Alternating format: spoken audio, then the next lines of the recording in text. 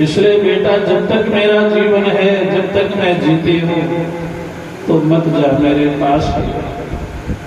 मेरी माँ ने हठात मुझे रोक लिया, संतों के साथ नहीं जाने दिया, लेकिन मैं प्रतिदिन रोता था संतों को याद कर। अब मुझे कथा सुनने को नहीं मिलती थी, तो मैं ये सोचता था मेरी माँ ने मुझे रोक लिया, अगर मेरी माँ नहीं होती तो आज मैं संतों के साथ होगा। मेरी ऐसा कौन सा दिन आएगा तुझे माँ के पास से छुट्टी मिले, मैं संतों के पास जाऊं, भगवान का भजन करूं। मेरी माँ ही भजन में रोड़ा है, व्यवधान है, ये मेरे मन में आया है। और एक दिन भगवान ने मेरी प्रार्थना सुन ली। मेरी माँ को सर्प ने काट लिया, मेरी माँ की मृत्यु हो गई। जब माँ की मृत्यु हो गई तो नारद जी कहते मैं 5 वर्ष का बालक था। माँ की मृत्यु के कारण मुझे रोना भी आता था, लेकिन जब संतों की याद आती, भगवान की याद आती, तो मुझे अच्छा भी लगता था कि अच्छा हुआ मेरी माँ बंधन थी, अब मैं भजन करूंगा, स्वतंत्र रूप से संतों के पास जाऊंगा, सेवा करूंगा, मुझे खुशी भी होती थी। दुख माँ की मृत्यु का हुआ, लेकिन सुख ज्यादा हुआ कि अब मुझे स्वतंत्र रूप से भगवान का भजन करने के लिए मिलेगा, संतों की सेवा। देवर्षि नारद कहते हैं कि माँ का जो अंतिम क्रिया होती है, संस्कार होता, वो मैंने किया और उसके बाद संतों के पास चला गया। संत तो नहीं मिले, जंगल में जाकर के मैंने भगवान का भजन करना पड़ा। संत जिस ध्यान को बताया, जिस मंत्र को बताया था, मैं जप करता, भगवान के नाम का कीर्तन करता और भगवान के स्वरूप का चिंतन करता।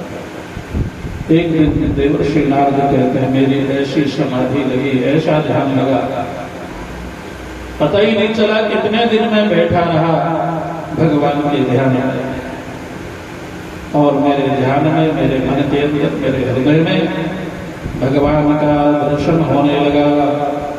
शशंख चक्रम शकरीट कुंडलम सपीत वस्त्रम शरशीरुहे क्षणम सहार वक्षस्थल कौस्तुभं श्रियं नमामि विष्णुं शीर्षा चतुर्भुजं। भगवान का वो चतुर्भुज, शंख चक्र गदा पद्मयुक्त, 4 हाथों में भगवान धारण किए हुए, बनमाला, पीतांबरधारी, मंद मंद हास, ऐसे भगवान के दिव्य स्वरूप का दर्शन मुझे अपने अंदर हृदय में होने लगा। मैं अंदर ही अंदर उस स्वरूप का रसद स्वादन कर रहा था, पान कर रहा था। सहसा वह स्वरूप विलुप्त हो गया, अंतर ध्यान हो गया, उसके दर्शन बंद हो गए। मुझे ऐसा लगा मेरा सब कुछ लुट गया। मैं छटपटाने लगा, और जब छटपटाने लगा मेरी आंखें खुली, कुछ दिखाई नहीं पड़ रहा था। मैं जोर जोर से रोने लगा, व्याकुल हो गया, मूर्छित होकर गिर पड़ा। वो स्वरूप कहाँ गया जिसका मैं दर्शन कर रहा था? नारद जी कहते हैं उसी समय आकाशवाणी होती है, हे बालक, अब दोबारा तो इस जन्म में मेरे उस स्वरूप का दर्शन नहीं कर सकता है, क्योंकि अभी तेरे अंदर अपरिपक्व छाया नाम, तेरे अंदर अभी अंतःकरण की उतनी शुद्धि नहीं है। तेरा जो दूसरा जन्म होगा, उस जन्म में तू हमेशा मेरा दर्शन जब चाहे तब कर सकेगा, लेकिन इस जन्म में अब दोबारा मेरा दर्शन नहीं हो सकता। मैंने इसलिए थोड़ा सा दर्शन तुझे दिखाया हृदय में, ताकि तेरी भक्ति, तेरा प्रेम मेरे प्रति और बढ़े। याद रखिए, भगवान की कथा, भगवान की भक्ति बढ़ानी, भक्तों का चरित्र श्रवण करने से हमारा अंतःकरण शुद्ध होता है। जिसने भी भक्ति की है वो कथा कभी छोड़ता नहीं। कथा एक ऊर्जा है भक्तों के लिए। भक्ति में नवीनता आती है, भगवान के ध्यान में नवीनता आती है, एक शक्ति मिलती है। जो कथा नहीं सुनते हैं, माला जपते हैं, कुछ समय के बाद उनकी माला भी छूट जाती है, कुछ समय के बाद उनका पूजा पाठ भी छूट जाता है, कुछ समय के बाद में भक्ति छूट जाती है। कथा छोड़ने का ये फल होता है। और जो हमेशा सब कुछ त्याग करके भगवत कथा श्रवण करते रहे, मंगलाचरण में वेदव्यास जी कहते हैं, सब कर फल हरि भक्ति सुभाई, सो बिनु संतन काहू की पाई। आप व्रत करते हैं, एकादशी का व्रत करते हैं, जन्माष्टमी का व्रत करते हैं, रामनवमी का व्रत करते हैं, करवा चौथ का व्रत करते हैं, गणपति चतुर्थी का व्रत करते हैं, तीर्थ यात्रा करते हैं, तुलसी का पूजन करते हैं, पीपल में जल चढ़ाकर पीपल की परिक्रमा करते हैं, पति की सेवा करते हैं, गाय की सेवा करते हैं, दान करते हैं। ये जो आप कर रहे हैं इसका फल क्या है? वेदव्यास कहते हैं इन सब चीजों का फल है जीवन में भगवान की भक्ति हमारे हृदय में आए। इस सब कुछ करने के बाद अगर भगवान की भक्ति का उदय आपके हृदय में नहीं हुआ तो वेदव्यास जी कहते हैं इन सब का फल आपको नहीं मिला। याद रखिए, अगर आपके जीवन में भगवान से प्रेम नहीं हुआ, भगवान का नाम स्मरण नहीं हुआ और भगवान की भक्ति, भगवान का चिंतन ये नहीं हो रहा है, तो समझ लीजिए कि जितना भी हमने अब तक किया है धर्म कर्म श्रम एवं ही केवल परिश्रम किया है, मेहनत किया है, वो सब व्यर्थ गया है। सारे व्रतों का, दान का, तीर्थ यात्रा का फल है जीवन में भगवान की भक्ति का उदय हो जाता है। यही फल है संपूर्ण पति सेवा का भी यही फल। आगे दशम स्कंध में जब गोपियां भगवान के पास आती हैं, भगवान की वेणु सुन करके, मुरली सुन करके रास में आती हैं, तो भगवान कहते हैं कि जाओ अपने घर को लौट जाओ। गोपियों ने कहा घर को हम क्यों लौटेंगे? बोले तुम्हारे पति हैं, तुम्हारे पुत्र हैं, स्त्री का यही धर्म है, अपने पुत्रों की सेवा करे, अपने पति की सेवा करे, अपने घर की व्यवस्था करे, नारी का यही धर्म है। तो गोपियों ने कहा कन्हैया ये बताइए, पति की सेवा, पुत्र की सेवा, ब्राह्मण की सेवा, गाय की सेवा, इसका फल क्या है? तो कन्हैया ने कहा इसका फल है मेरे से प्रेम हो जाना। तो गोपियों ने कहा कन्हैया अब आपने स्वयं ही उत्तर दे दिया, आपसे प्रेम हुआ इसीलिए तो हम अर्धरात्रि के समय आपके पास आई हैं, आपके दर्शन कर रही हैं, क्योंकि एक जन्म से नहीं, जन्म जन्म मुनि जतन कराही। अनेक जन्मों से हम अनेक पतियों की सेवा करते हुए आ रही हैं, गाय की सेवा करते हुए आ रही हैं, तुलसी की सेवा करते हुए आ रही हैं, गृहस्थ धर्म का पालन कर रही हैं।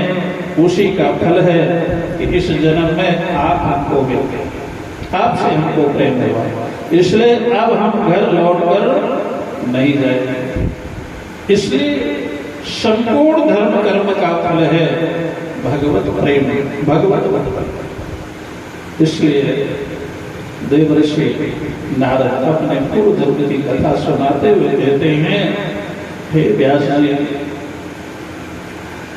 जब भगवान ने आकाशवाणी की कि मैंने एक झलक तुम्हें दिखा दिया है, अब दोबारा इस जन्म में मेरे दर्शन तुम्हें नहीं हो सकते हैं, क्योंकि अबे तुम्हारे सारे जो अंतःकरण में, मन में सांसारिक संस्कार हैं वो निवृत्त नहीं हुए।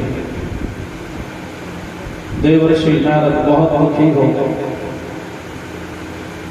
मेरे संस्कार, अंतःकरण के दोष अभी इतने बाकी हैं कि भगवान के दर्शन इस जन्म में नहीं हुए। इसलिए नारद जी कहते, मैंने संकल्प कर लिया कि अब फिर से इतना भजन करूंगा, इतना भजन करूंगा, इतनी भक्ति करूंगा, इतना नाम जप करूंगा कि मेरे दोष जल्दी से जल्दी नष्ट हो, मेरे संस्कार जल्दी से जल्दी धुल जाए, मेरा अंतःकरण शुद्ध हो जाए, पवित्र हो जाए, और ये मेरा जो शरीर है बहुत जल्दी ही इसका अंत हो जाए। क्योंकि कबीर कहते हैं, जग डरपत है मरण से, जग डरपत है मरण से, मेरे मरण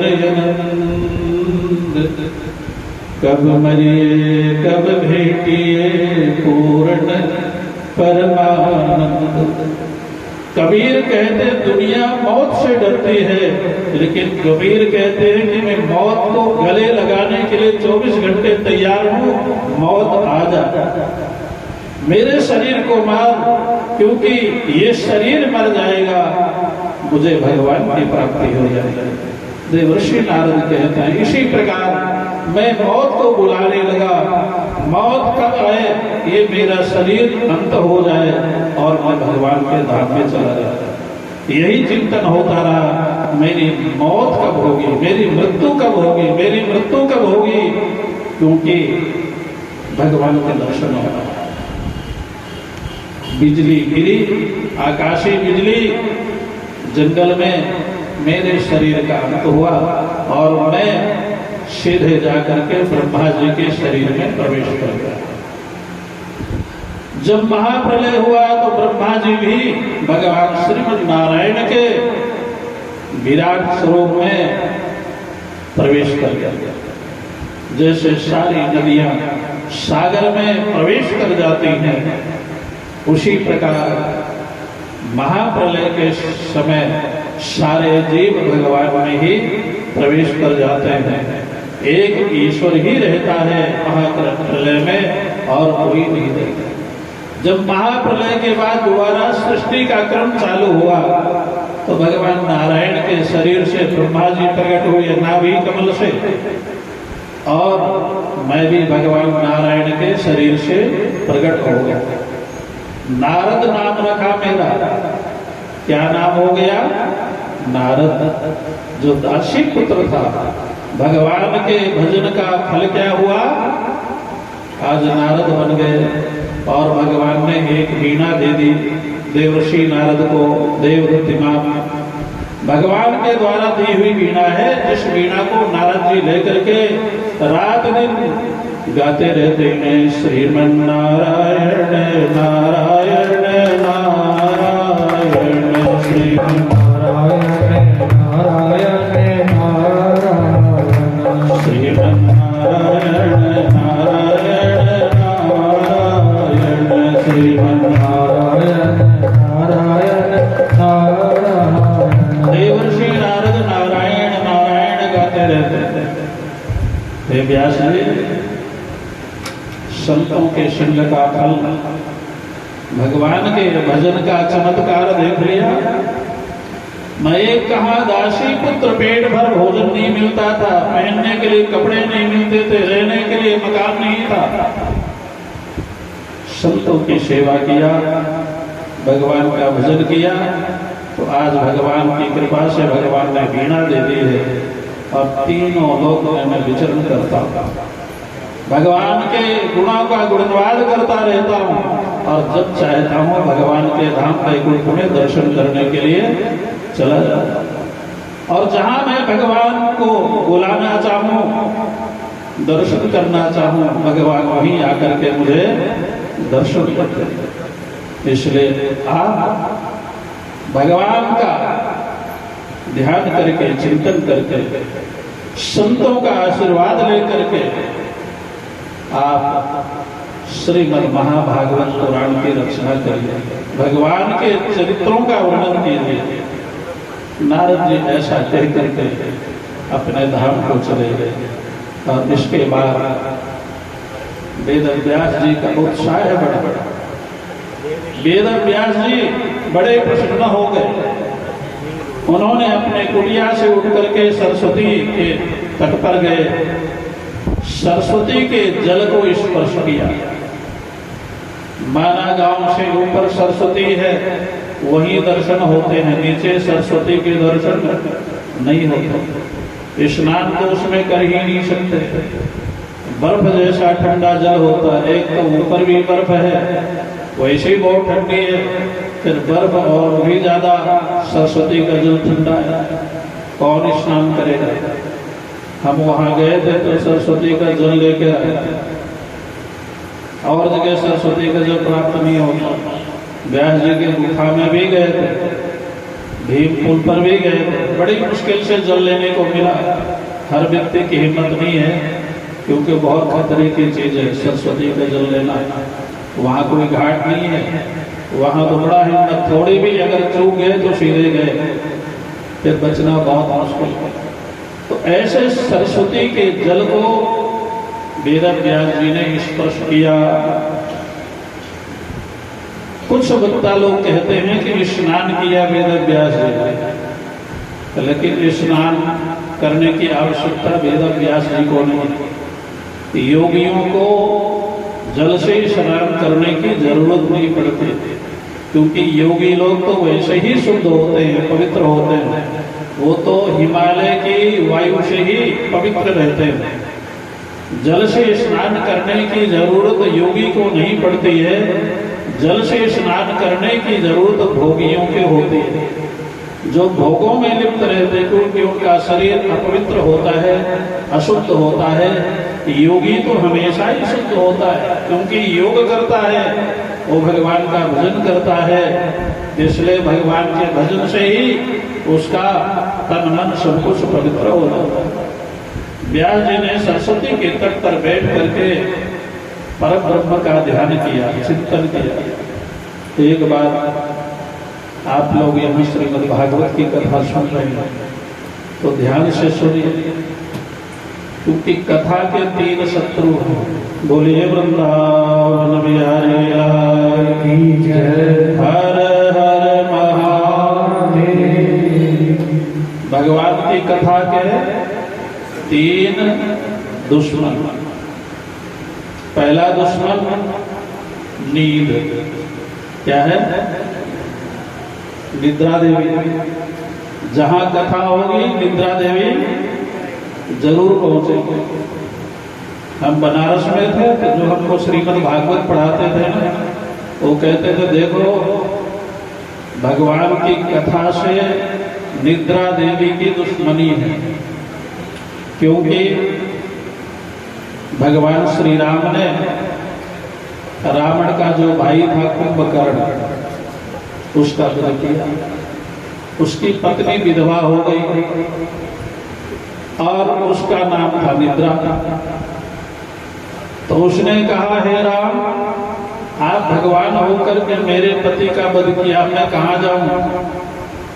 इसलिए मैं तुमसे बदला लूंगी। क्या बदला लूंगी? बोले जहां भी तुम्हारी कथा होगी वहां जाकर के उनकी बुद्धि में मैं बैठ जाऊंगा और उनको सुला दूंगी। उनका कल्याण न होने पाए उनको ऐसे सुलाऊंगी तो मेरे परिवार में राक्षस कुल में उनका जन्म होगा। नींद जरूर आएगी अगर आप सावधान नहीं होते। घर में बढ़िया बेड है, एसी लगा हुआ है, अलार्म लगा हुआ है, घर में जाओगे तो नींद नहीं आएगी। और कथा में आओ तो बिना एसी, बिना बेड बिस्तर, बिना कोई सुविधा नहीं, पता नहीं नींद कहां से शुरू हो जाती है। लोग यहाँ आकर के आधी नींद सो लेते हैं।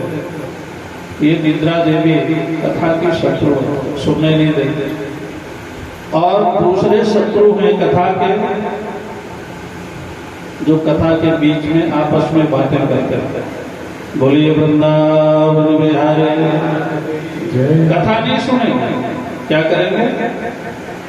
बातें करेंगे, घुसुर घुसुर कुछ न कुछ करते हैं। अरे भी बात करना है तो आजकल तो मोबाइल फ्री है, फोन से कर लेना, कल कर लेना, सवेरे कर लेना, लेकिन नहीं, कथा में ही बैठ करके बात करते। इसलिए कथा में जब बैठना हो तो जिससे प्रेम हो ना उसके पास मत बैठे। बोलिए वृंदावन बिहारी। किसके पास बैठना चाहिए? जिससे न बनती हो, जिससे दुश्मनी हो, क्योंकि बोलेगा ही नहीं तो फिर कथा बढ़िया सुनो। जिससे प्रेम है अगर उसके पास बैठोगे तो फिर वही होगा, तो बातें होंगी। इसलिए ध्यान रखना, जिससे न बनती हो, बोल चालना हो, कथा में उसके पास बैठना जाता है, फिर बढ़िया कथा समझ में आए, बढ़िया आप सुनो। इसलिए कथा के जो 3 है दोष, इनसे बचना चाहिए। वेद अभ्यास सरस्वती के तट पर बैठ करके भगवान का ध्यान करते, पुराण पुरुषोत्तम का ध्यान करते हैं। देखिए 24 घंटा होते हैं दिन में। अब कथा में क्या क्या बात आप लोगों को समझाए बताए, क्योंकि समय थोड़ा होता। मोबाइल फ्री है, पैक डलता है, पहले तो पैसे कटते थे तो फिर भी बातें कम होती थी, और आजकल तो कितनी भी बातें करते। तो जहां 1 मिनट में बात खत्म हो सकती है, वहां लोग 10-10 मिनट, 15-15 मिनट बातें करते रहते। और क्या हाल चाल? ये हाल चाल खत्म ही नहीं होता। 10 बार और क्या हाल चाल, और बताओ कुछ। आज क्या नाश्ता खाया है, आज कौन से सूट पहने हैं, आज कहाँ गए थे, वो क्या बोल रहा, सारी बातें ऐसे व्यर्थ में समय को नष्ट करते। शास्त्र कहते हैं जितना है राम से, जितना है राम से, उतना हर से हो। चला जाए मैं कुंठ में, पल्ला न पकड़े को। जितना आप व्यर्थ की बातें मोबाइल में करते हो, लोगों से व्यर्थ की चर्चा गपशप मारते हो, उस समय को बचा करके अगर भगवान के भजन में लगा दो, शास्त्र कहते हैं कल्याण हो, उद्धार हो। भगवान बड़े दयालु। समय को ध्यान रखो, समय का नाम परमात्मा है, ईश्वर है। बीच में स्तुति आने वाली है, आप सुनेंगे।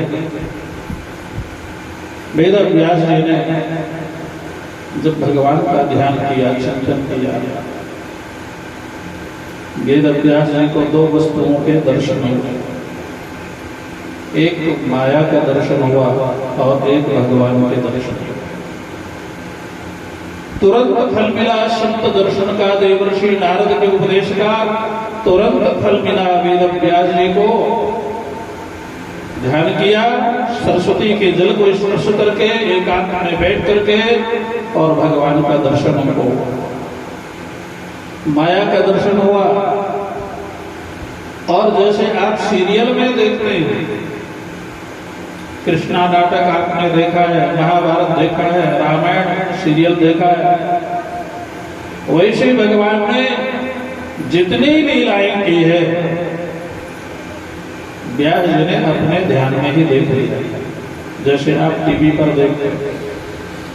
और जो जो ध्यान में वेद व्यास जी ने देखा है, लेख में उठाया, वो लिखते गए।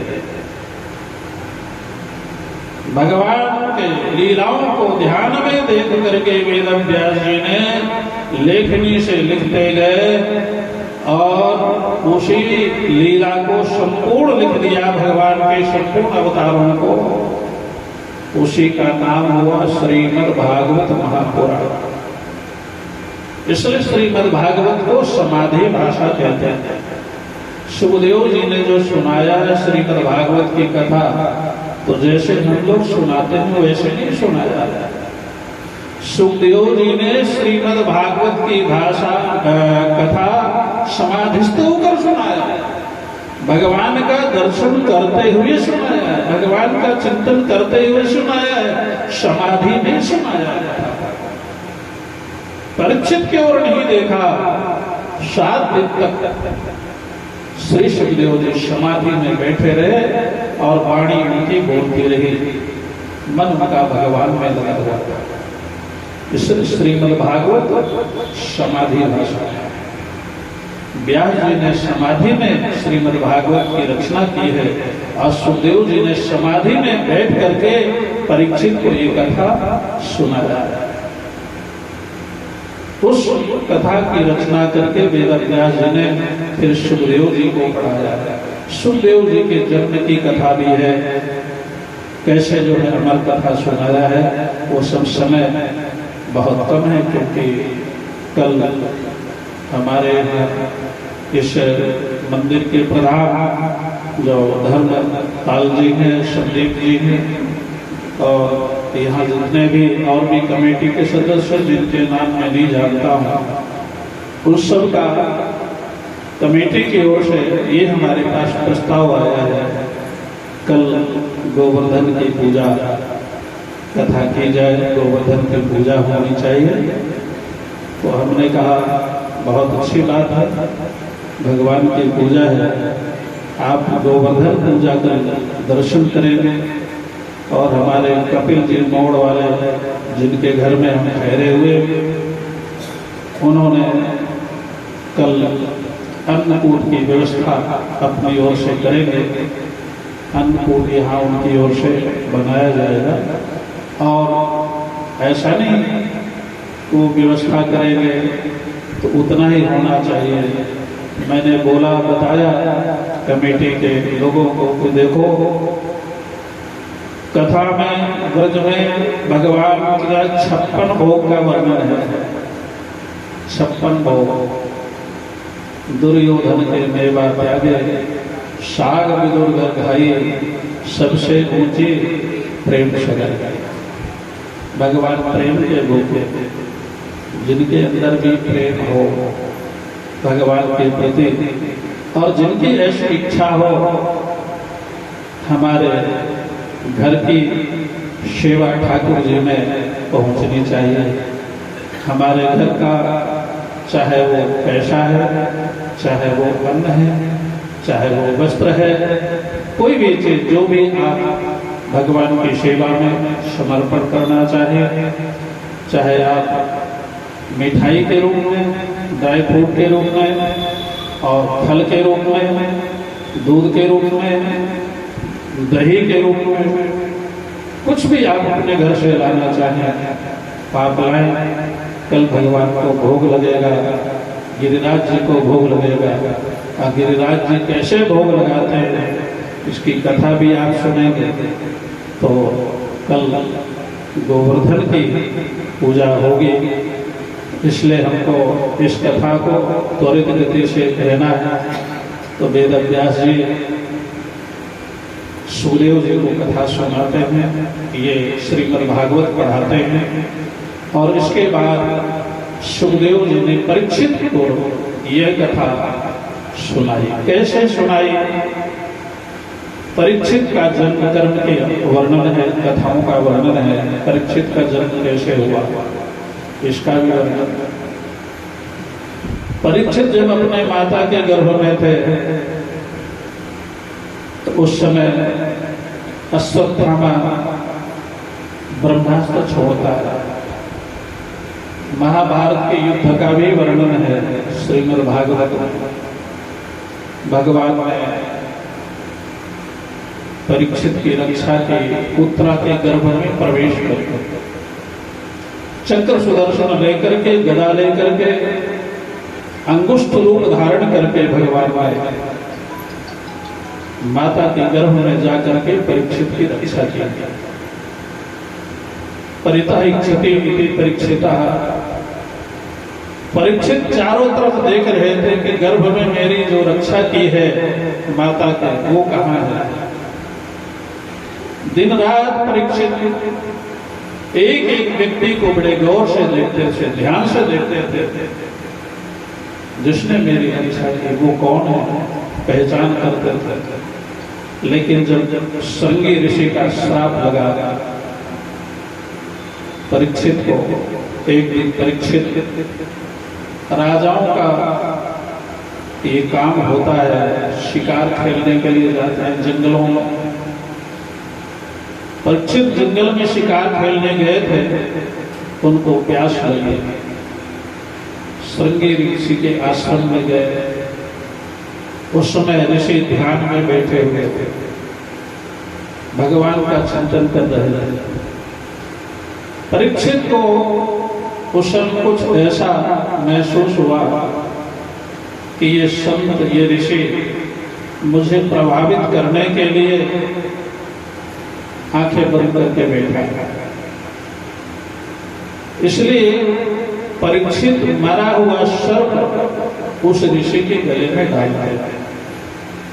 अब मरा हुआ सर्प कहां से आ गया, ये भी एक बहुत बड़ा प्रश्न है।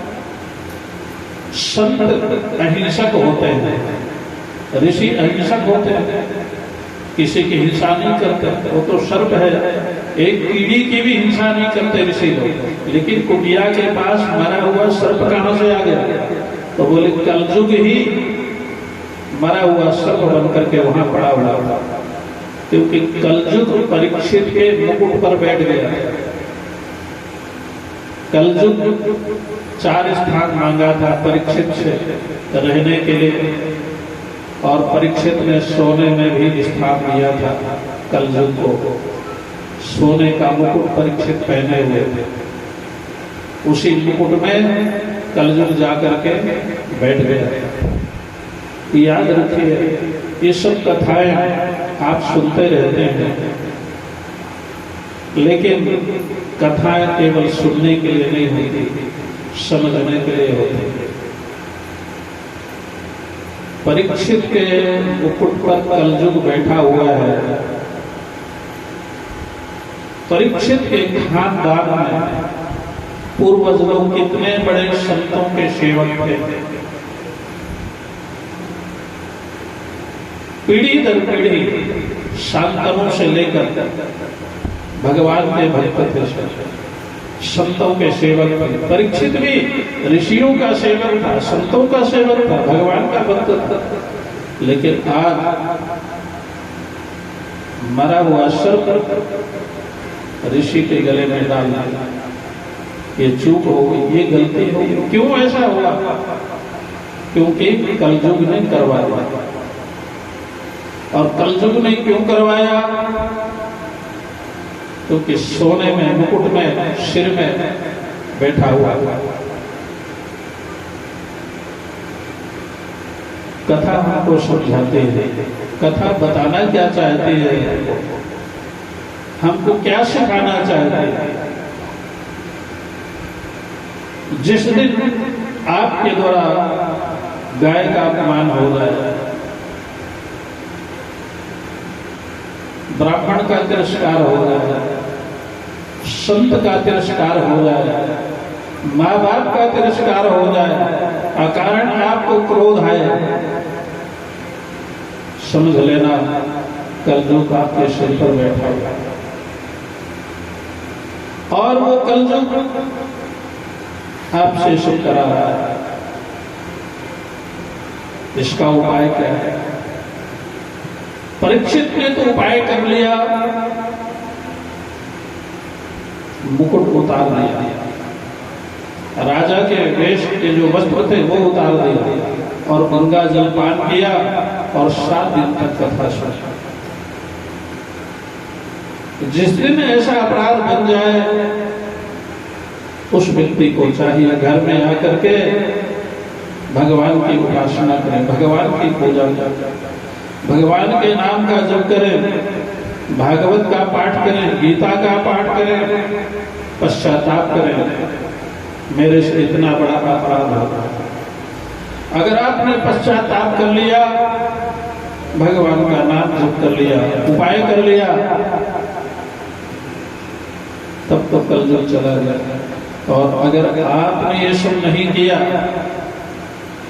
तो याद रखिए कल जो आपसे इतने बड़े बड़े भारी पाप कराएगा, सीधे नरक में ही जाना पड़ेगा, कोई नरक से नहीं बचा सकता। इसलिए भगवान के नाम का आश्रय लेना जब किसी का तिरस्कार हो जाए। परीक्षित घर में आते हैं,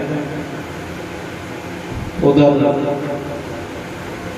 जो समीक ऋषि के गले में मरा हुआ सर्प डाल दिया था, उनके पुत्र श्रृंगी ऋषि को जब पता चलता है कि मेरे पिताजी समाधि में बैठे थे, राजा परीक्षित ने आकर के मरा हुआ सर्प डाल दिया मेरे पिताजी के गले में, समीक ऋषि ने, समीक ऋषि के पुत्र श्रृंगी ऋषि ने गंगा जी में खड़े होकर जल लेकर के श्राप दे दिया है परीक्षित को कि जिस राजा ने मेरे पिताजी के गले में मरा हुआ सर्प डाला है,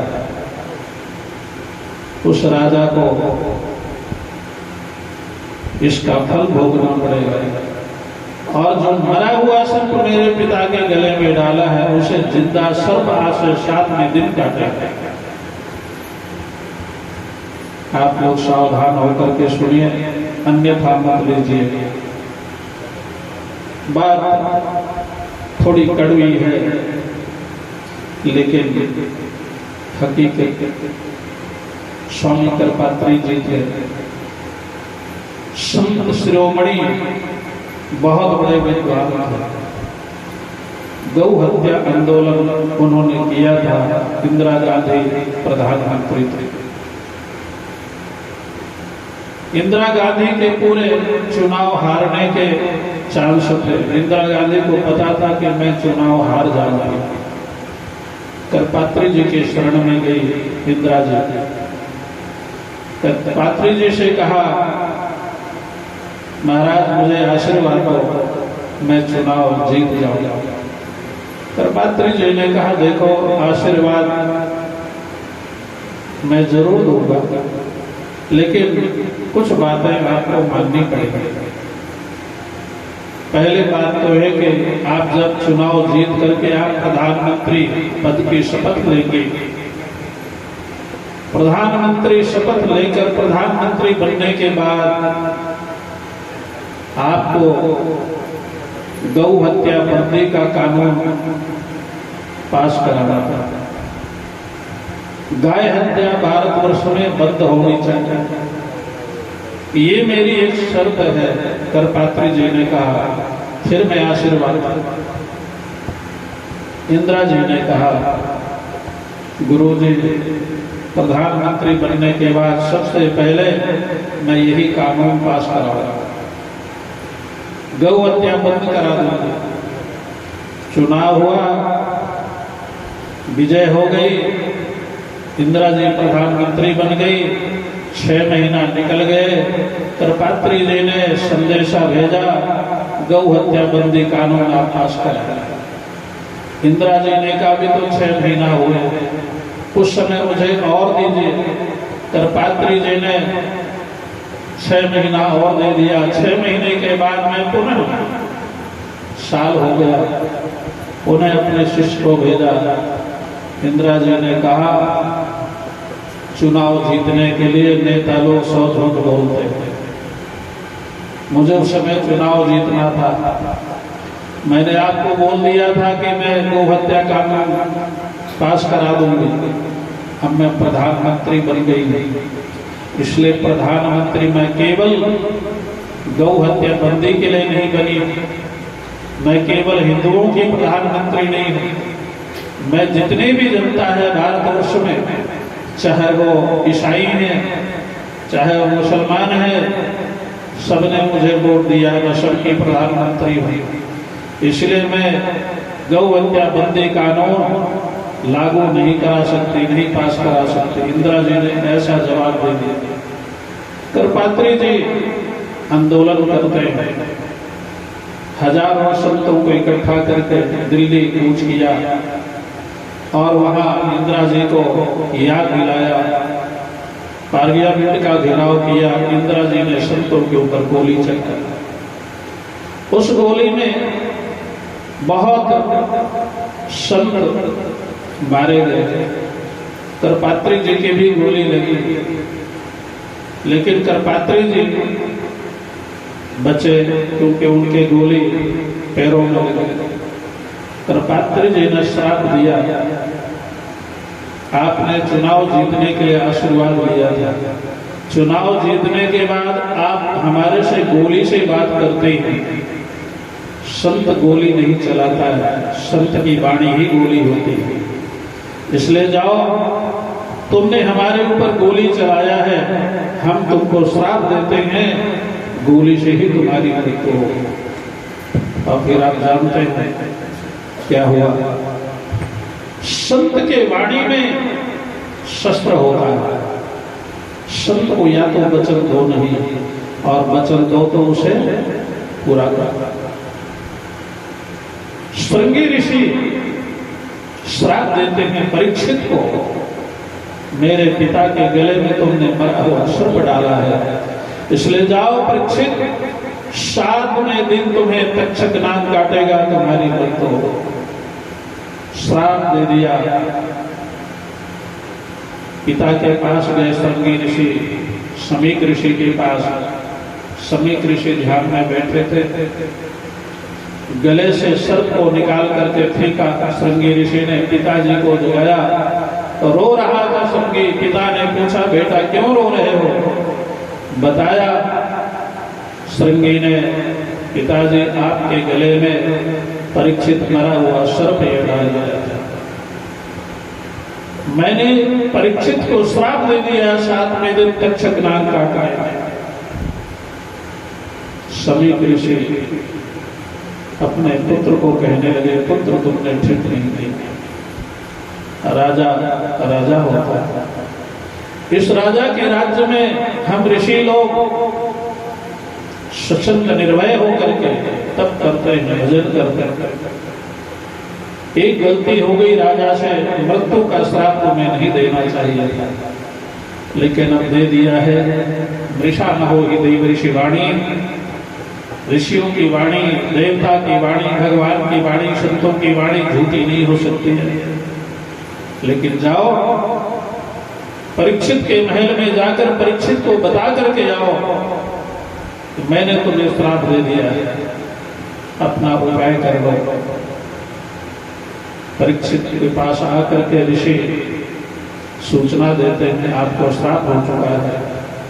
परीक्षित ऋषि के ऊपर क्रोध नहीं करते। परीक्षित ऋषि को प्रणाम करते हैं परीक्षित, और प्रणाम करके कहते हैं, ऋषि आपने जो श्राप दिया है आपने अच्छा किया है, क्योंकि मैंने ऋषियों का अपमान किया है। मैंने ऋषि के गले में मरा हुआ सर्प डाला है। आपने तो 7 दिन बाद तक्षक नाग काटेगा ये श्राप मुझे दिया है। आपको तो ऐसा श्राप देना चाहिए था, इसी समय पृथ्वी फट जाती और मेरा संपूर्ण परिवार, पूरा राज्य इसी समय नष्ट हो जाता, पृथ्वी में समा जाता। मैंने इतना बड़ा भारी पाप किया, लेकिन आपने 7 दिन का मुझे मौका दे दिया है। ये आपकी बड़ी कृपा है, आपने श्राप नहीं दिया, मुझे आशीर्वाद दिया। ऋषि का बहुत स्वागत सत्कार किया है परीक्षित ने, और इसके बाद ऋषि विदा होकर आए हैं। परीक्षित अपने पुत्र को, जन्मेजय को राजगद्दी पर बैठाला, मुकुट धारण किया, राज्याभिषेक किया। 7 दिन का समय है, गंगा के तट पर आए हैं और वहां आकर के श्री सुखदेव जी के दर्शन होते हैं। सुखदेव जी से प्रश्न करते हैं। वहां पर सुखदेव जी राजा परीक्षित को कथा सुनाते हैं। एक भजन आप सुन लीजिए, इसके बाद आगे की कथा आपको अभी सुनाई जाएगी। बोले वृंदावन बिहारी लाल की।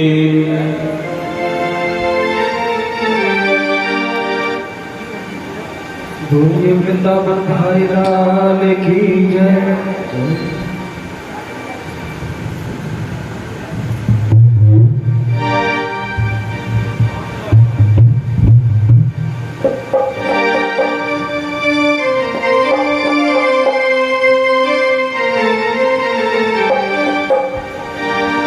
राधा का श्याम दीवाना,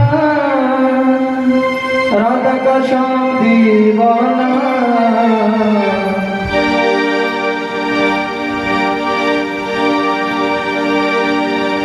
राधा की पायल श्याम श्याम बाजे, राधा की पायल श्याम श्याम बाजे, राधा की पायल श्याम श्याम बाजे, राधा की पायल राधा की पायल श्याम श्याम बाजे, छम छम बाजे रायन राजे, छम बाजे राधा नाचे, छम बाजे रानी नाचे, छम बाजे राधा रानी नाचे। शाम में छेड़ा तराना राधा का श्याम दीवाना, शाम में छेड़ा तराना राधा का श्याम दीवाना, शाम में छेड़ा तराना राधा का श्याम दीवाना, शाम में छेड़ा तराना राधा का श्याम दीवाना।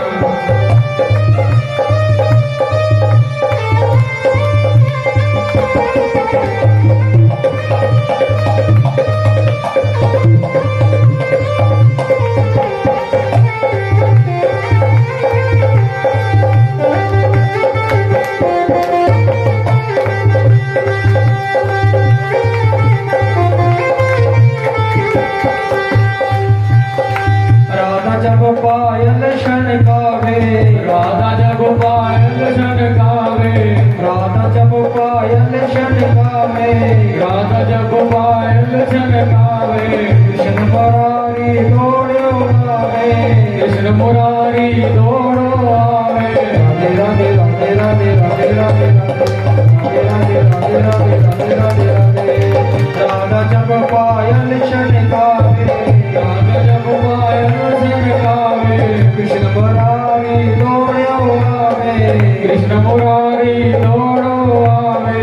करे न कोई बहाना, राधे राधे राधे राधे राधे राधे, करे न कोई बहाना, राधा का श्याम दीवाना, मेरे सामने छेड़ा राधा का श्याम दीवाना, राधा का श्याम दीवाना, राधा का श्याम दीवाना, राधा का श्याम दीवाना, राधा का श्याम दीवाना।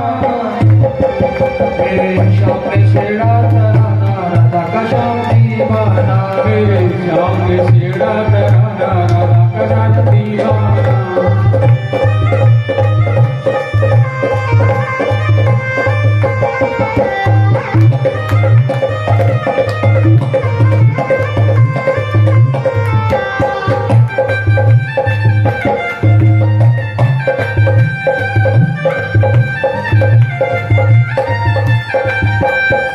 हरे भरी धरती हर भर उपवन, हरे भरी धरती हर भर उपवन, हरे भरी धरती हर भर उपवन, हरे हरि धरती हर भर उपवन। गूंज रहो सारो वृंदावन, गूंज रहो सारो वृंदावन, गूंज रहो सारो वृंदावन, गूंज रहो सारो वृंदावन। गूंज रहा बरसाना, राधे राधे राधे राधे राधे राधे।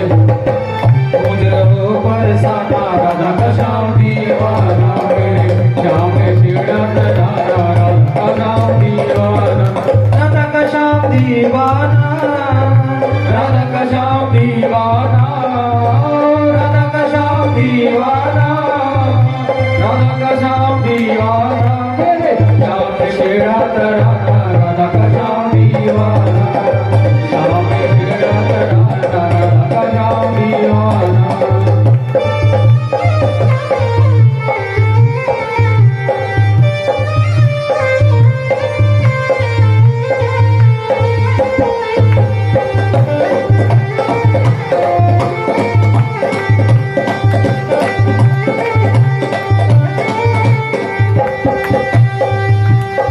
गौर वर्ण की राधा प्यारी, गौर वर्ण की राधा प्यारी, गौर वर्ण की राधा प्यारी, सांवली सूरत कृष्ण मुरारी, सांवली सूरत कृष्ण मुरारी। गौर वर्ण की राधा प्यारी, गौर वर्ण की राधा प्यारी, सांवली सूरत कृष्ण मुरारी, सांवली सूरत कृष्ण मुरारी। जो क्षमा करे बाना, राधे राधे राधे राधे राधे राधे। जो क्षमा करे बाना, राधा का श्याम दीवाना, मेरे श्याम ने शेरा तराना, राधा का श्याम दीवाना, राधा का श्याम दीवाना, राधा का श्याम दीवाना, राधा का श्याम दीवाना, राधा का श्याम दीवाना, मेरे श्याम ने शेरा तराना, राधा का श्याम दीवाना, श्याम ने शेरा तराना, राधा का श्याम दीवाना।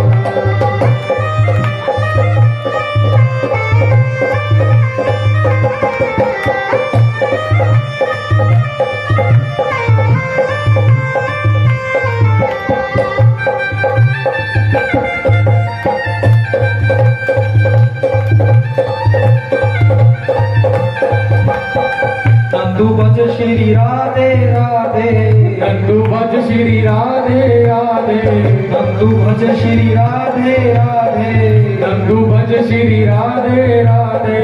राधे जी श्री श्याम से मिला दे, राधे जी हमें श्याम से मिला दे, राधे जी श्री श्याम से मिला दे, राधे जी श्री श्याम से मिला दे। प्रेम का मंत्र सुहाना, राधे राधे राधे राधे राधे राधे। प्रेम का मंत्र सुहाना, राधा का श्याम दीवाना, मेरे श्याम ने शेरा तराना, राधा का श्याम दीवाना, राधा का श्याम दीवाना, राधा का श्याम दीवाना, राधा का श्याम दीवाना, राधा का श्याम दीवाना, मेरे श्याम ने शेरा तराना, राधा का श्याम दीवाना, श्याम ने शेरा तराना, राधा का श्याम दीवाना, श्याम ने शेरा तराना, श्याम दीवाना, मेरे श्याम ने शेरा तराना, राधा का श्याम दीवाना, राधा का श्याम दीवाना, राधा का श्याम दीवाना, राधा का श्याम दीवाना। बोलिए वृंदावन बिहारी लाल की जय, बोलिए राधा रानी की जय।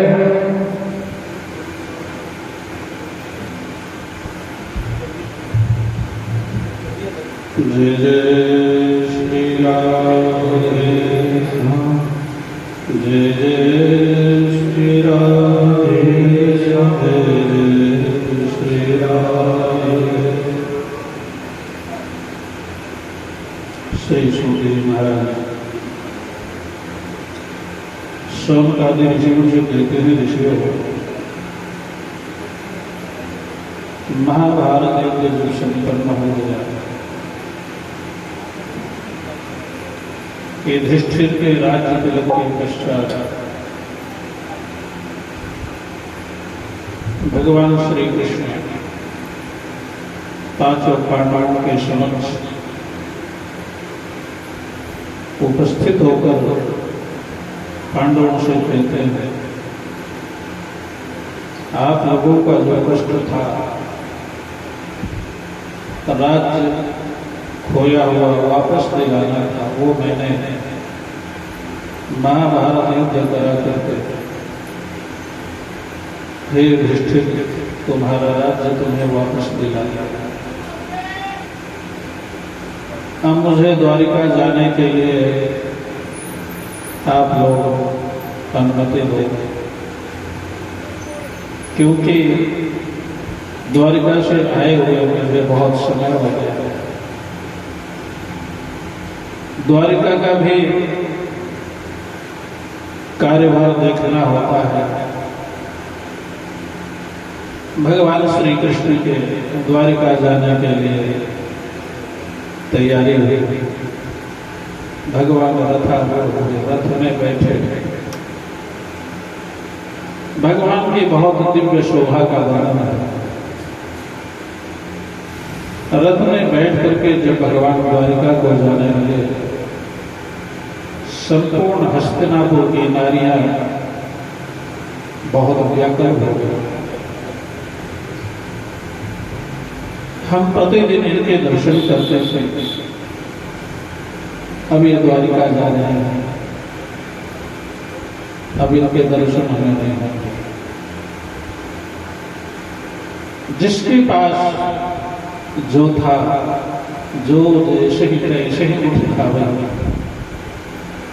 भगवान द्वारिका जा रहे हैं। ये सुन करके संपूर्ण हस्तिनापुर की नारियां बाल वृद्ध भगवान का दर्शन करने के लिए उमड़ पड़ते थे। भगवान का रथ द्वारिका के लिए चलने वाला है। जब ये बात कुंती को पता चला, भगवान द्वारिका जा रहा है। कुंती का भगवान के साथ में बड़ा स्नेह है, बहुत प्रेम है। कुंती वृद्ध हो चुकी है, चला नहीं जाता, लाठी टेक कर चलती है। कुंती देखती है श्री कृष्ण का रथ द्वारिका के रास्ते पर चल पड़ा है। धीरे धीरे पांडव लोग पुष्प की वर्षा कर रहे हैं।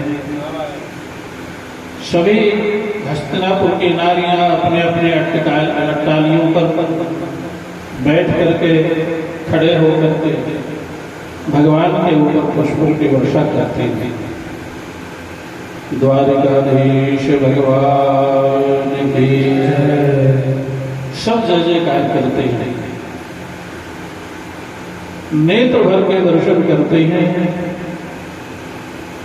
कुंती धीरे धीरे लठियां टेकते आती है। सब लोग दोनों रास्ते के खड़े हुए हैं, बीच में रथ धीरे धीरे चल रहा है। कुंती माता आकर के ठीक रथ के सामने खड़ी हो जाती है। रथ रोक दिया। सारथी ने, भगवान कृष्ण ने देखा मेरी बुआ जी रथ के सामने खड़ी हुई। श्री कृष्ण उतर कर आते हैं। प्रतिदिन कृष्ण कुंती को प्रणाम करते थे, क्योंकि भतीजे कुंती बुआ जी। लेकिन आज कुंती श्री कृष्ण के प्रणाम करने से पहले भगवान के चरणों में गिर पड़ते प्रणाम करते। श्री कृष्ण कहते हैं, बुआ जी ये उल्टी गंगा बाहर है। मैं आपका बेटा, आपका भतीजा नित्य आपको प्रणाम करता था। आप वृद्ध हो चुके हैं, आपकी बुद्धि क्या ठीक नहीं है, आप मुझे प्रणाम करते हैं। कुंती ने कहा, गोविंद आप जब प्रणाम करते थे आप मेरे बुद्धि पर पर्दा डाल देते थे, मैं जानती हूं। आप कितने मायावी हैं, इस जीव को हमेशा आप माया के गुलाबे में। लेकिन अब मैं आपको पहचान चुकी हूं, आज मैं आपको जान चुकी हूं। अब आप मुझे अपनी माया में नहीं फंसा सकते, क्योंकि आप कौन हैं? कुंती हाथ जोड़कर बोलती है, नमस्ते पुरुषं त्वाद्यं ईश्वरं प्रकृतेः परमं अलक्ष्यं सर्वभूतानां अन्तर्बहिरवस्थितं मायाजवनिकाच्छन्नम्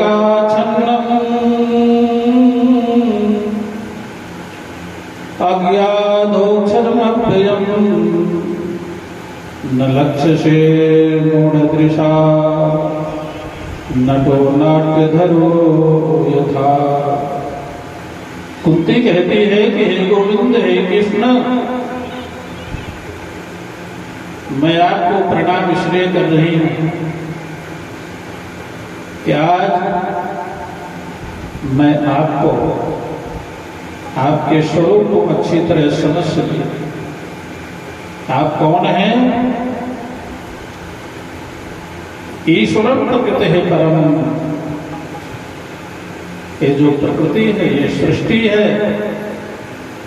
इसको बनाने वाला था।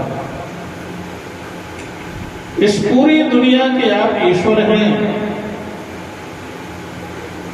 इस प्रकृति में, इस दुनिया में, हर जीव में, आप हर जीव के अंदर हैं और सृष्टि के कण कण में हैं। ऐसा कोई जीव नहीं है जिसके अंदर आप नहीं हैं, और ऐसा कोई जीव नहीं है जिसके आंखों के सामने बाहर आप नहीं हैं। आप अंदर भी हैं और सबके बाहर भी हैं, लेकिन अंदर बाहर होते हुए भी आपको ये जीव नहीं जान सकता। क्यों नहीं जान सकता? क्योंकि माया जवनिकाच्छन्नम, आपने सबके ऊपर पर्दा डाल रखा है। पर्दा हर जीव के बुद्धि पर पर्दा आपने डाल रखा है। आप हो तो सबके सामने, अंदर वही रवस्वतन, अंदर भी हो बाहर भी हो, लेकिन आपको लोग जान नहीं पाते, पहचान नहीं पाते। आप वृंदावन जाते हैं बाकी बिहारी मंदिर दर्शन करने के लिए, बिहारी जी के दर्शन करते हैं, वहां कुछ पंडे खड़े होते हैं।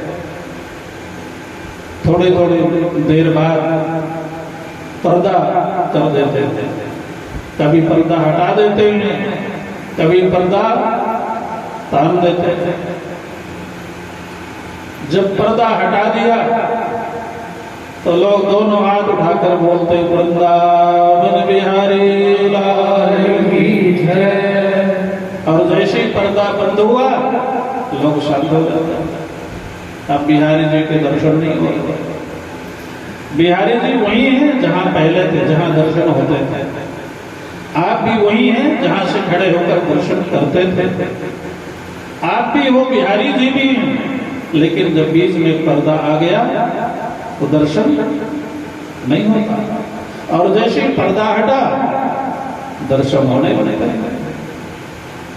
कुंती माता कहती है, हे गोविंद, इसी तरीके से आपने सबके बुद्धि पर माया का पर्दा आपने डाल रखा है। गीता में भगवान श्री कृष्ण अर्जुन से कहते हैं, अर्जुन हृदय से अर्जुन तिष्ठति ईश्वर सर्वभूतानां। मैं सभी भूत प्राणियों के हृदय में हूं, बाहर हूं। वासुदेवन सर्वमिति, सब जगह हूं। लेकिन फिर भी अर्जुन कहता है कि आप सब जगह हो, लेकिन ये जीव आपको पहचानता क्यों नहीं, देखता क्यों नहीं? तो भगवान ने कहा, अर्जुन यही मेरी विशेषता है। जो जाने चाह तिहि देव जनाई, जानत तुम ही हुई जाए। जीव अपने साधन के बल पर, अपने बुद्धि के बल पर अपने तर्क के बल पर भगवान को नहीं जान पाता, नहीं पहचान पाता। भगवान के सामने आपकी बुद्धि कितनी है? जैसे सूर्य के सामने एक जुगनू नाम का कीड़ा होता है। अंधेरे में, आजकल भाद्रपद है, जंगल में वो लप लप करता है। संस्कृत में उसके पटबीजनी बोलते हैं। थोड़ी सा जैसे सूर्य के सामने उस जुगनू नाम के कीड़े की लाइट की क्या कीमत है? जब सूर्य उदय होता है तो वो कीड़ा का कीड़ा है, उसकी लाइट तो अंधेरे में थोड़ी बहुत मालूम होती है। सूर्य के सामने उसकी लाइट की कोई कीमत नहीं। इसी प्रकार कुंती कहती है कि हे प्रभु, आपके सामने इस मनुष्य की बुद्धि, ये मनुष्य का तर्क, ये मनुष्य की शक्ति, ये मनुष्य की पढ़ाई लिखाई कितनी है? एक कीड़े के समान, जैसे सूर्य के साथ एक कीड़ा का प्रकाश का समान। ये मनुष्य अपनी बुद्धि के बल पर भगवान को पकड़ना चाहता है, लेकिन कोई अगर एक छोटा सा गिलास ये कहे कि मैं सारे समुद्र को इसमें संभालूंगा अपने गिलास में, क्या कभी हो सकता? इतना बड़ा सागर जैसे गिलास में नहीं समा सकता, इसी तरह इतना बड़ा ईश्वर मनुष्य की बुद्धि में कभी नहीं आ सकता। वो ईश्वर महान है, इसलिए जो जानना चाहते हैं देव जनाए। ईश्वर जिसके सामने अपने आप को प्रकट करना चाहे, दिखाना चाहे, तभी वो जीव देख सकता है, दर्शन कर सकता है, अपनी बुद्धि से नहीं कर सकता। ईश्वर जब कृपा करे, करुणा करे और आप लोगों को योग्य समझेगा कि इसे मुझे दर्शन देना है, तभी वो दर्शन कर सकता है। नहीं तो माया भगवान ने सबके आगे फैला रखा है। भगवान कहीं गया नहीं, भगवान किसी लोक में नहीं है, वो यही है जहां आप हैं। आपके दाईं ओर है, बाईं ओर है, सोते जागते सब समय वो ईश्वर है। आप क्या कर रहे हैं? सब कुछ देखता है, सुनता है, लेकिन आप ईश्वर को नहीं जान पाते। कामेश क्रोधेश रजोगुण समुद्भवः महाशनो महापाप्मा विद्धेन वैरिणम्। सूर्य है, कहीं गया नहीं, लेकिन बादल आ जाता है तो सूर्य के दर्शन, चंद्र के दर्शन, तारों के दर्शन नहीं होते, क्योंकि बादल आ गया, पर्दा आ गया। भगवान श्री कृष्ण कहते हैं कि हे अर्जुन, जीव के बुद्धि पर मैंने पर्दे डाल रखे हैं, एक एक पर्दा नहीं। बाकी बिहारी मंदिर में तो एक पर्दा है, बिहारी जी के दर्शन नहीं करने देता, और हमारे और आपके बुद्धि पर तो भगवान ने कितने पर्दे डाल रखे हैं। काम का पर्दा, लोभ का पर्दा, मोह का पर्दा, क्रोध का पर्दा, अविद्या का पर्दा, राग का पर्दा, द्वेष का पर्दा, ये सारे पर्दे जो हमारे बुद्धि पर पड़े हुए, इतने पर्दे हैं। ईश्वर के दर्शन आप कैसे करेंगे? भगवान के दर्शन कैसे करेंगे? जब ये पर्दा हटता है तब भगवान के दर्शन होते हैं। निर्मल मन जन सो मोहि पावा, मोहि कपट छल छेद न भावा। ये पर्दा आप हटाएं, जो निष्काम हो गया, निर्लोभ हो गया, निर्मम हो गया, सबकी ममता ताग बटोरी, मम पद मनहि बांधि कर डोरी। किसी पुरुष से जब किसी स्त्री का प्यार होता है उसको प्यार नहीं कहते, उसे काम कहते हैं। और जब वही प्यार परमात्मा से हो जाता है तब उसको भक्ति कहते हैं। धन से लोभ हो गया उसे लोभ कहते हैं, और जब परमात्मा से लोभ हो गया, प्रेम हो गया, उसे वैराग्य कहते हैं। सबकी ममता ताग बटोरी। संसार में भरत जी कहते हैं, गंगा जी से वरदान मांगते हैं, हे सुसरी, हे त्रिवेणी,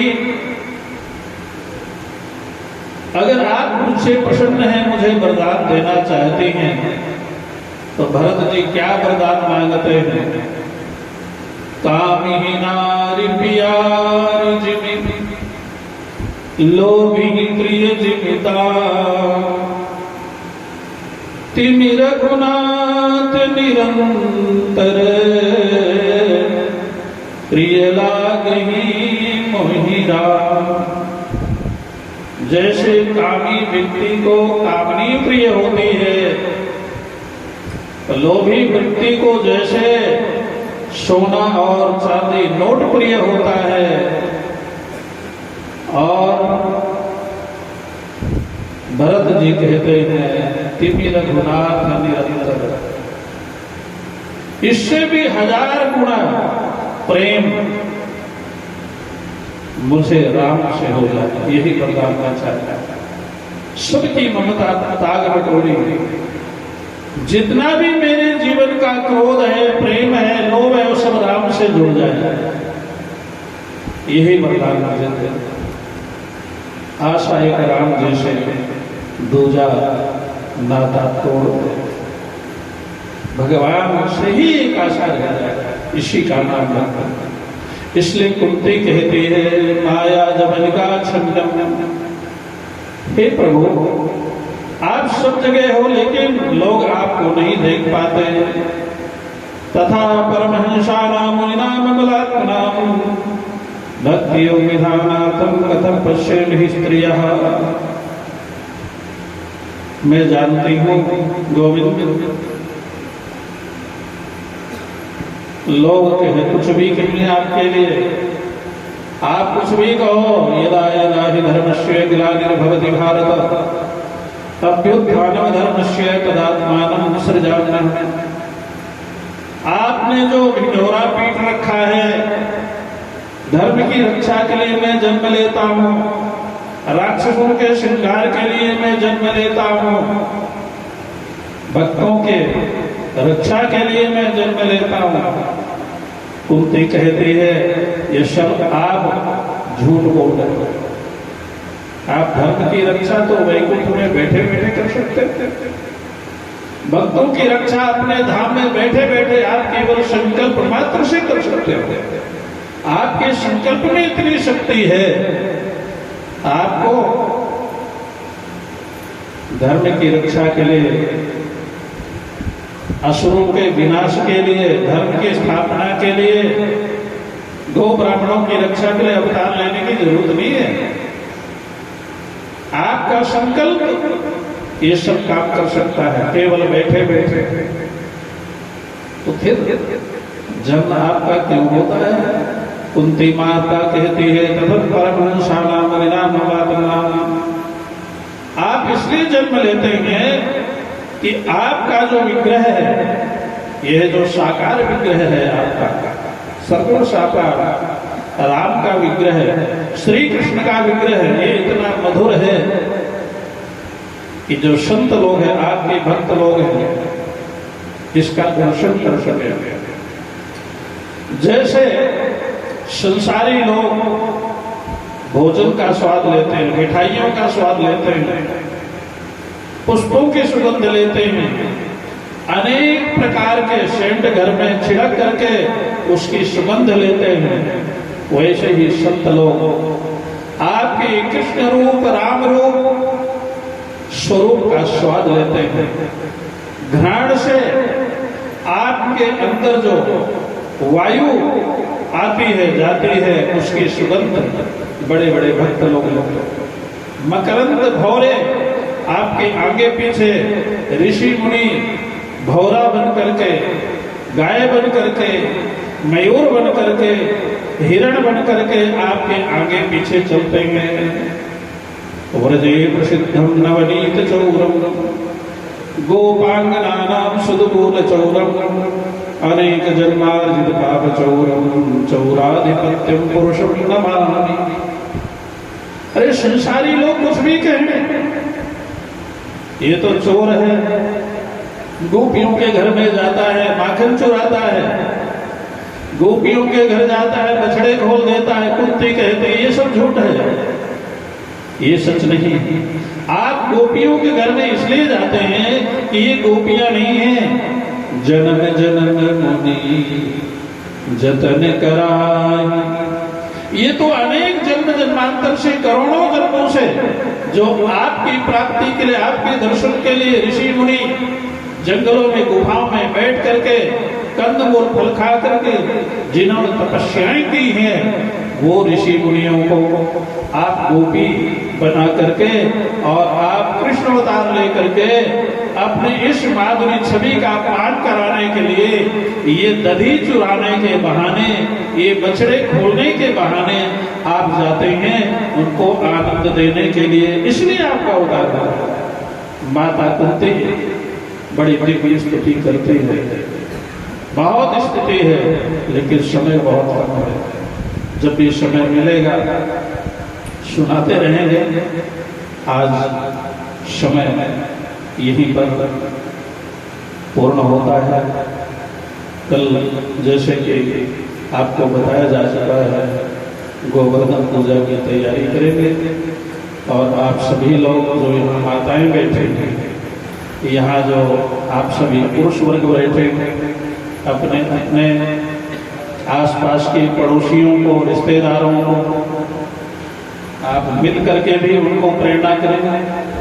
और जैसे मिलना संभव नहीं है, आप टेलीफोन करके, मोबाइल करके उन्हें सूचना दें कि आज गोवर्धन पूजा होगी, आप सब आइए, गिरिराज की पूजा में सम्मिलित होइए और गिरिराज की पूजा करके उनका प्रसाद करेंगे। इन्हीं शब्दों के साथ आज की कथा यही विराम लेते हैं। हेलो, आप सब खड़े होकर आरती बोलेंगे और इसके बाद प्रेम से प्रसाद लेंगे। भोली वृंदावन बिहारी लाल की, द्वारिकाधीश भगवान की, श्रीमद्भागवत महापुराण की, सियावर रामचंद्र भगवान की जय। ओम नमः पार्वती पतये हर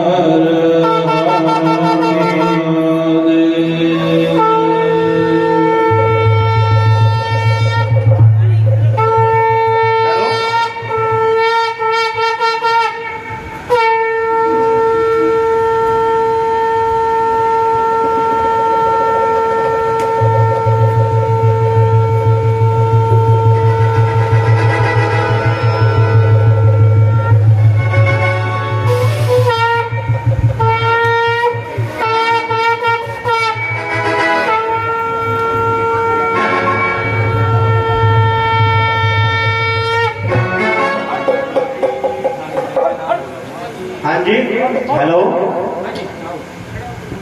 ਅਸੀਂ ਧੰਨਵਾਦੀ ਹਾਂ ਉਹਨਾਂ ਦਾਨੀ ਸੱਜਣਾ ਦੇ ਜਿਨ੍ਹਾਂ ਨੇ ਇਸ ਜੱਗ ਦੇ ਵਿੱਚ ਯੋਗਦਾਨ ਪਾਇਆ।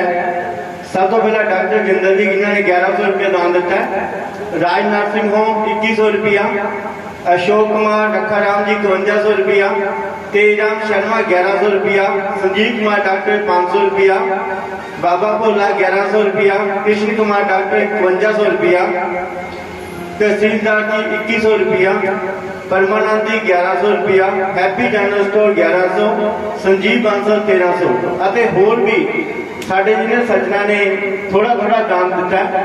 ਅਸੀਂ ਉਹਨਾਂ ਸਾਰਿਆਂ ਦਾ ਧੰਨਵਾਦ ਕਰਦੇ ਹਾਂ। ਤੇ ਜਿਵੇਂ ਕਿ ਤੁਹਾਨੂੰ ਪਤਾ ਕਿ ਮੰਦਿਰ ਦੇ ਵਿੱਚ ਰੰਗ ਹੋਣ वाला है ते एक कमरा तैयार करना है। जे उस दी साड़ी दे विच ज़्यादा तो ज़्यादा सारे दान योगदान पाओ, जिवें महाराज जी ने बताया कि कल गोवर्धन पूजा के प्लस के विच 56 भोग लगाया जाएगा। तो 56 भोग के लिए सारे ने घर तो कुछ ना कुछ लैके आना है। वैसे कुछ पर्चियां बनाई सी, वो पर्चियां के मुताबिक भी अपना समान तैयार कर सकते हैं। जे पर्चियां कोई लेना चाहता है, मतलब उस पर्ची के मुताबिक अपना समान तैयार करना चाहता है तो समान तैयार करके लिया सकता है। बोलिए वृंदावन बिहारी लाल की जय। श्री भागवत भगवान की है आरती, पापियों को पाप से तारती। श्री भागवत भगवान की है आरती, पापियों को पाप से तारती। श्री भागवत भगवान की है आरती, पापियों को पाप से तारती। श्री भागवत भगवान की है आरती, पापियों को पाप से तारती।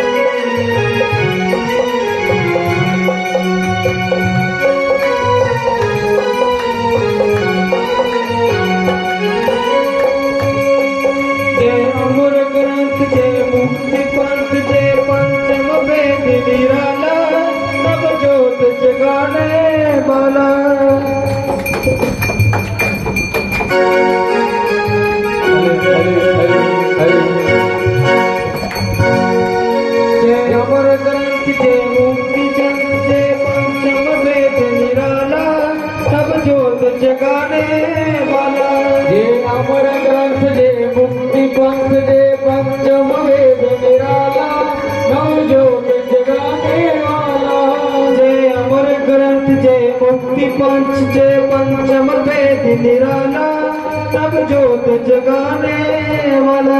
ये अमर ग्रंथ जे मुक्ति पंथ जे पंचम वेद निराला, सब जोत जगाने वाला। हरि नाम जही हरि ध्यान जही, हरि नाम जही हरि ध्यान जही, हरि नाम जही हरि ध्यान जही, हरि नाम जही हरि ध्यान जही। जग के मंगल की आरती, पापियों को पाप से है तारती। श्री भागवत भगवान की है आरती, पापियों को पाप से है तारती।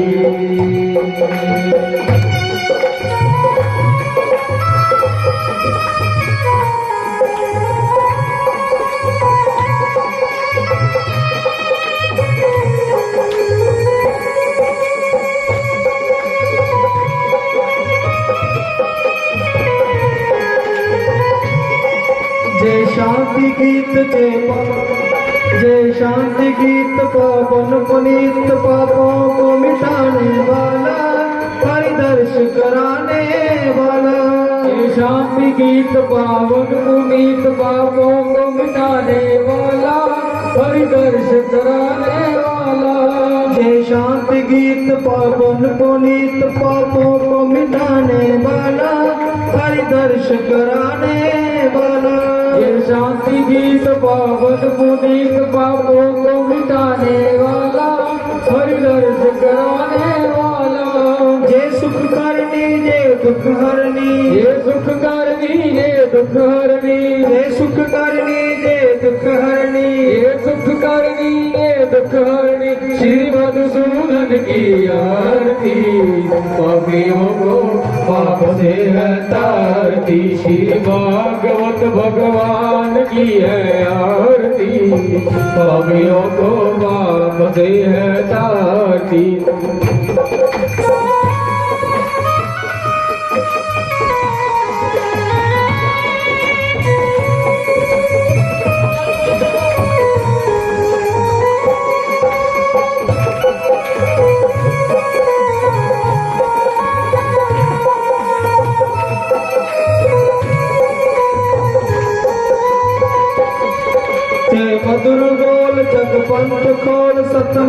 बताने वाला, बिगड़ी को बनाने वाला।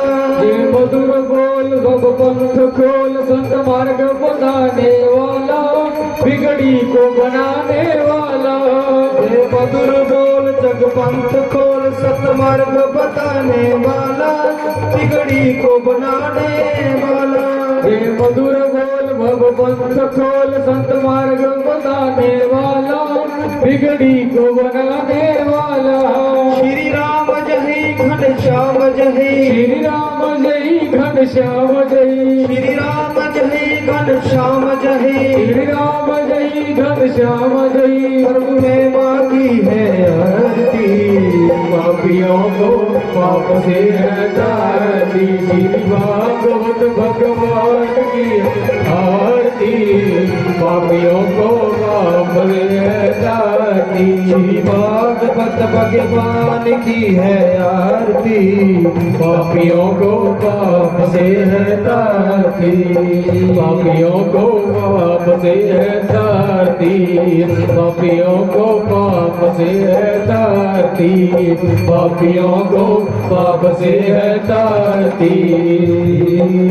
गोविंद बोलो हरि गोपाल बोलो, गोविंद बोलो हरि गोपाल बोलो, गोविंद बोलो हरि गोपाल बोलो, गोविंद बोलो हरि गोपाल बोलो, गोविंद बोलो हरि गोपाल बोलो, गोविंद बोलो हरि गोपाल बोलो।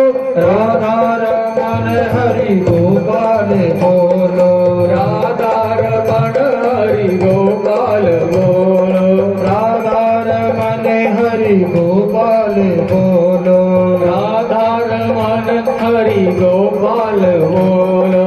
गोविंद बोलो हरि गोपाल बोलो, गोविंद बोलो हरि गोपाल बोलो, राधा रमण हरि गोपाल बोलो, राधा रमण हरि गोपाल बोलो।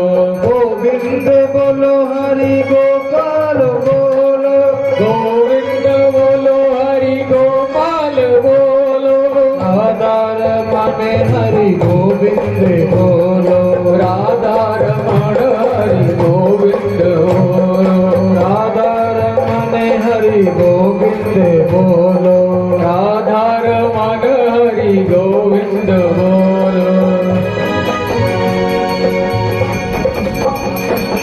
बोलिए वृंदावन बिहारी लाल की जय। सभी भक्तों से निवेदन है, कृपया अपने स्थान पर बैठ जाएं। प्रसाद बैठे होकर वितरण किया जाएगा। सभी माताएं बहनें सभी बैठ जाएं।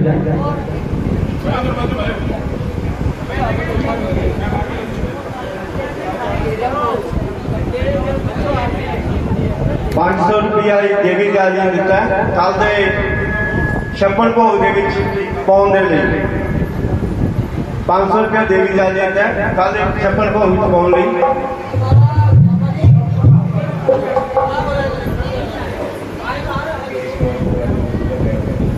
राकेश कुमार पटवारी जी डोलू के 1100 रुपया।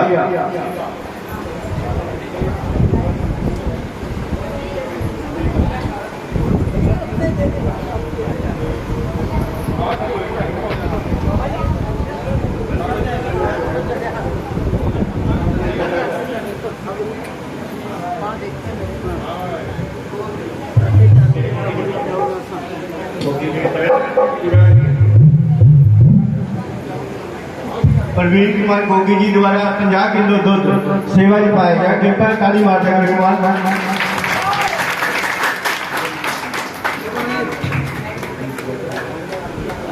हाँ कल जे किसी ने पूजा करानी है जजमान के तौर पर तो अपना नाम अज लिखा सकता है। जजमान के तौर पर कोई पूजा करवाना चाहता है तो अपना नाम लिखा सकता है।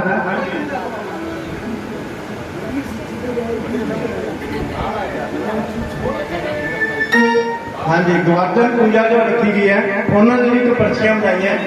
जो भोजन बना के वो समान लिया सकता है तो वो पर्चे रामू जी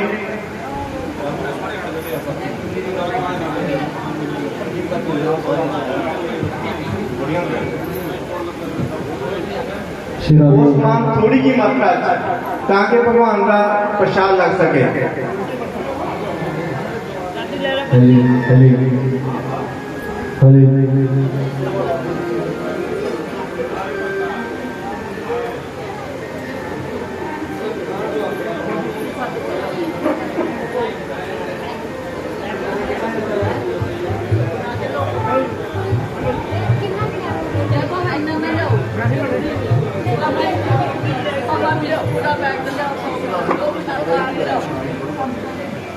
ਪ੍ਰਸ਼ਾਦ ਵੰਡਣ ਦੇ ਲਈ ਦੋ ਜਣੇ ਨੇ। ਸ਼ੇਸ਼ ਜੀ, ਅੱਜ ਦਾ ਪ੍ਰਸ਼ਾਦ ਜੋ ਸ਼ੇਸ਼ ਜੀ ਦੁਆਰਾ ਬਣਾਇਆ